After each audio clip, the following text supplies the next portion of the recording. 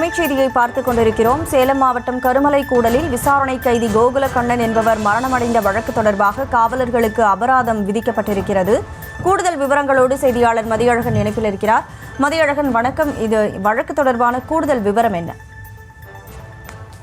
சேலம் மாவட்டம் கருமலை கூடல் கிராமத்தில் பழனிசாமி என்பவர் கொலை செய்யப்பட்டது தொடர்பான சந்தேகத்தின் அடிப்படையில் அதே கிராமத்தைச் சேர்ந்த கோகுலக்கண்ணன் என்பவரை மேட்டூர் காவல் நிலைய அப்போதைய உதவி ஆய்வாளர் ஹரிஹரன், கருமலை கூடல் காவல் நிலைய உதவி ஆய்வாளர் கீர்த்திவாசன், சிறப்பு உதவி ஆய்வாளர் வேணுகோபால் மற்றும் காவலர்கள் என 7 பேர் விசாரணைக்கு அழைத்துச் சென்றனர்.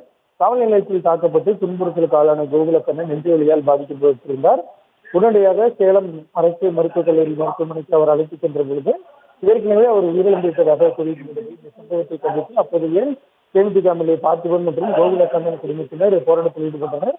இது சம்பந்தமாக வெளியான செய்தியின் அடிப்படையில் தமிழ்நாடு மாநில மனித உரிமை ஆணையம் தாமாசம் முன்னின்று வழக்கை விசாரணை எடுத்தது. இந்த வழக்கை விசாரித்த ஆணைய உறுப்பினர் கண்ணதாசன் வழக்கு தொடர்பான ஆவணங்களை, அறிக்கைகளை பரிசீலித்தது காவல் நிலையத்தில் தாக்கப்பட்டதால் தான் கோகுலக்கண்ணன் மரணமடைந்துள்ளார் என்பது நிரூபிக்கப்பட்டுள்ளதால் பாதிக்கப்பட்ட அவரது குடும்பத்தினருக்கு 1 மாதத்தில் 10 லட்சம் ரூபாய் இழப்பீடு வழங்க வேண்டும் என தமிழக அரசிற்கு உத்தரவிட்டிருக்கிறார்.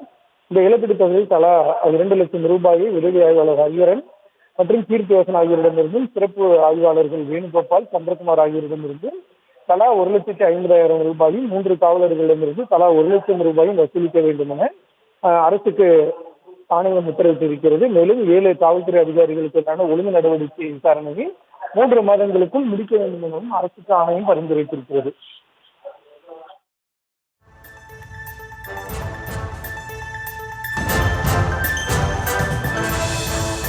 வழக்கு தொடர்பான விவரங்களுக்கு நன்றி மதியழகன்.